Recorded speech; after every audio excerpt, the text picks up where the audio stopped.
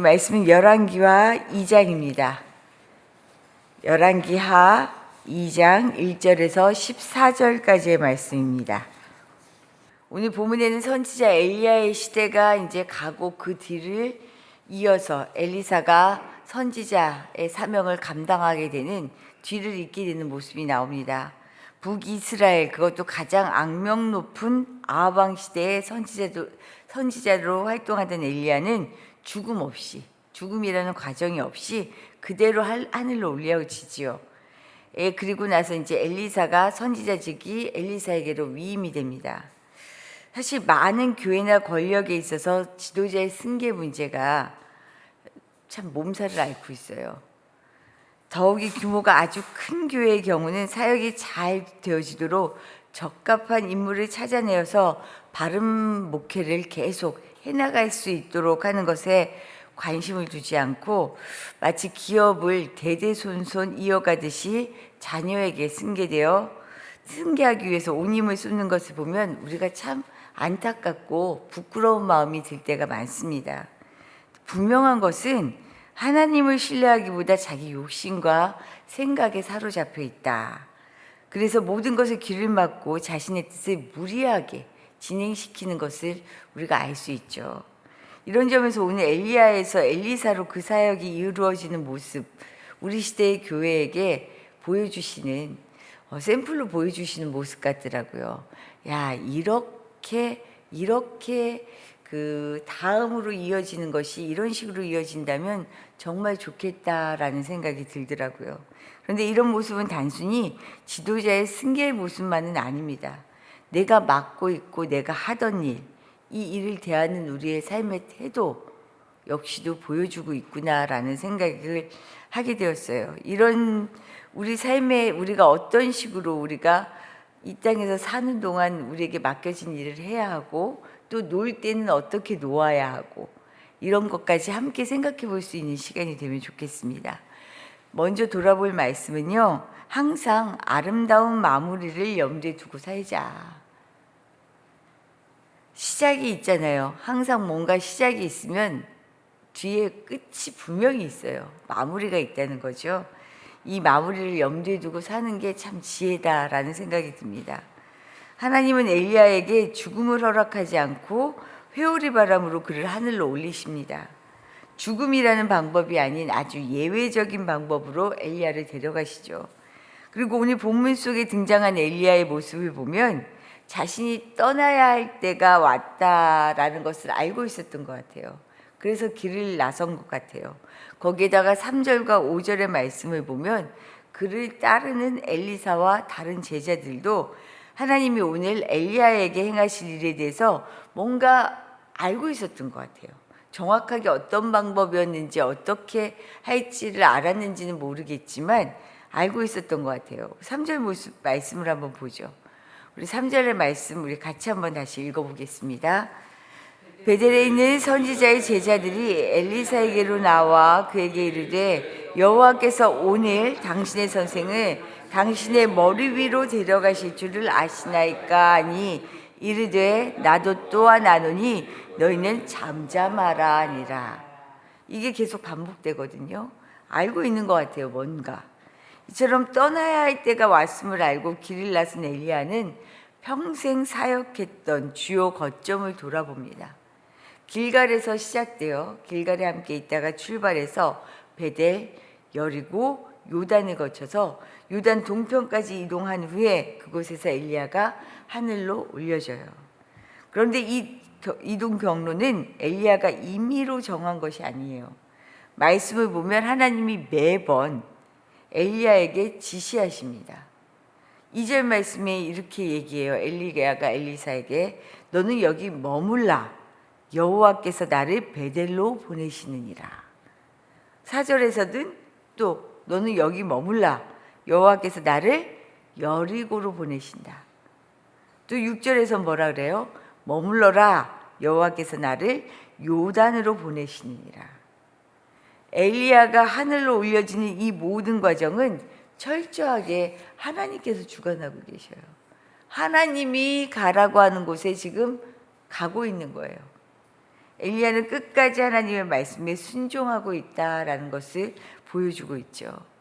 이들이 거쳐간 길갈에서부터 시작해서 베델, 여리고, 요단강까지 처음 길갈에서부터 적어도 약 이 거리를 재보면 40km 정도가 좋게 된다 그래요. 일반적인 걸음으로는 그 당시 보통 걸어 다녔으니까 10시간이 넘는 길고 쉽지 않은 여정입니다.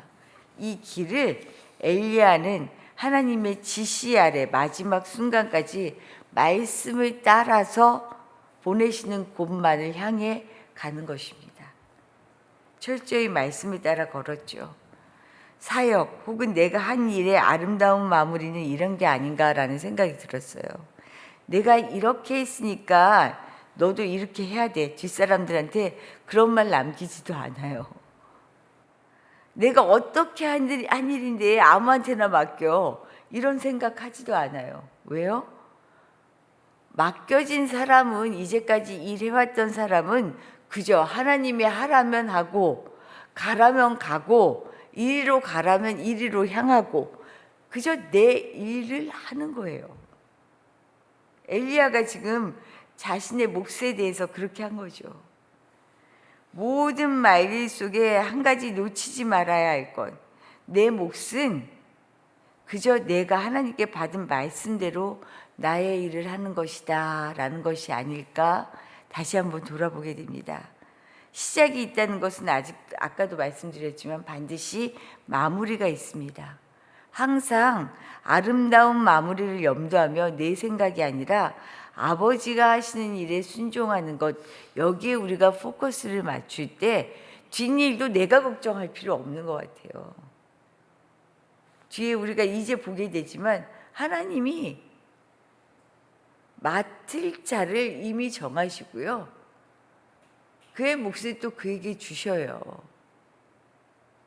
우리가 그런 말 하죠. 너무 지나치게 간섭하는 걸 오지랖이 넓다라고 얘기하잖아요. 하나님이 맡겨서 할 일을 내가 너무 막 나서서 염려하고 내가 다 해놔야 될 것 같고 무책임하게 일해라라는 것이 아니고요. 하나님이 하실 일과 내가 해야 할 일의 영역을 잘 깨달아 아는 것, 이게 정말 중요하지 않은가라는 생각이 들어요. 시작할 때는 마무리도 있다라는 것을 늘 염두하며 살아갈 수 있기를 바라요. 일뿐만이 아닌 것 같아요. 우리 삶이 그렇죠. 우리 삶이. 두 번째입니다. 우리가 구할 것은 오직 주의 능력뿐입니다. 오늘 말씀 속에서 엘리야가 마지막까지 오직 하나님의 말씀을 따라 나아간 것을 보았습니다. 이런 엘리야의 순종과 더불어 그를 이어 선지자의 사명을 감당하게 될 엘리사 역시 남다른 헌신을 지금 보여주고 있어요. 엘리야는 길갈에서부터 하나님의 말씀을 따라 다른 지역들을 순회하면서 엘리사에게 뭐라고 얘기해요? 따라오지 말고 머물러라 라고 간 거네요. 왜 그랬을까? 3번씩이나 이렇게 강권합니다. 엘리사는 그런데 여전히 스승 엘리야를 따라 나서요. 오히려 자신이 선생 엘리야를 떠나지 않고 따르는 것이 자기의 소명이다라는 것을 분명하게 밝힙니다. 계속해서 엘리야는 너는 여기 머무르라 라고 강권하는데 이런 강권에 대해서 엘리사는 이렇게 대답해요. 2절 말씀이에요. 2절에 보면 엘리야가 엘리사에게 이르되 청하건대 너는 여기 머물라. 여호와께서 나를 베델로 보내시느니라 하니, 그 다음 엘리사가 뭐라고 얘기하죠? 함께 읽겠습니다. 엘리사가 이르되 여호와께서 살아계심과 당신의 영혼이 살아있음을 두고 맹세하노니 내가 당신을 떠나지 아니하겠나이다 하니라. 엘리야는 알고 있었을 거예요. 하나님께서 엘리사를 자신의 후계자로 세우셨다는 것을. 그럼에도 불구하고 엘리야는 속단하듯이 엘리사를 후계자로 지목하지 않습니다. 그럼에도 불구하고 엘리사는 엘리야가 너가 이거 맡아서 해야 돼. 나 이제 갈 거야. 나 이제 마지막 순회하고 있어. 이런 말 하지 않는데도 엘리사는 또 어떻게 해요? 자신의 소명을 알기에 거듭 스승을 떠나지 않고 헌신적으로 엘리야를 따라갑니다. 그 긴 여정을 함께 하죠. 둘 사이에 어떤 모의도 전략도 없어요. 오히려 마지막까지 자신의 따르는 엘리사에게 마지막으로 무엇을 원하는지 묻죠. 엘리사는 그러니까 뭐라고 얘기하죠? 9절 하반절입니다. 같이 읽겠습니다. 9절 하반절에 엘리사가 이르되 당신의 성령이 하시는 역사가 갑절이나 내게 있게 하소서 하는지라. 스승을 통해 보았던 성령의 역사를 의지하고 있어요. 갑절이나 되는 성령의 역사는 욕심이 아니에요. 당시 율법에서는 두목, 갑절, 장자의 권리로서 받게 되는 몫이에요. 당연한. 부모에게 상속받는 자가 받는 것은 장자는 2배를 받았거든요. 엘리사는 엘리야의 그 선지자의 사명을 몫을 자기가 받게 되면서 갑절의 성령을 요구한 거죠. 하나님 외에는 의지할 것이 없다라는 것을 알았어요.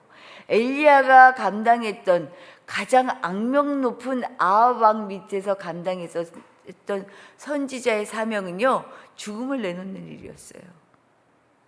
너무 외로웠어요.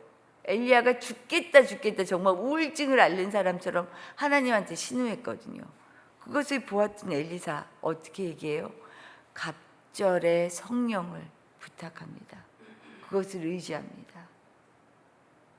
그러자 엘리야는 권한이 하나님께 있다라고 또 얘기해요. 10절 말씀 제가 한번 읽어드릴게요. 갑절의 성령을 요구하자 내가 어려운 일을 구하는도다. 그러나 나를 내게서 데려가시는 것을 내가 보면 그 일이 내게 이루어지려니와 그렇지 않으면 이루어지지 아니하리라. 끝까지 하나님이 하시는 일을 보게 합니다. 끝까지 하나님의 뜻에 눈도 귀도 맞추라고 지금 이야기하고 있어요. 우리가 의지하며 구할 것은요, 스승이 던지는 말도 아니에요. 하나님의 말씀이에요. 그것을 알아차리는 일이죠. 성령을 통하여 하나님의 말씀을 분별하면 내가 해야 할 일이 무엇인지 내 몫을 알아차리는 이것, 사실 우리 지금 이 시대와도 똑같잖아요.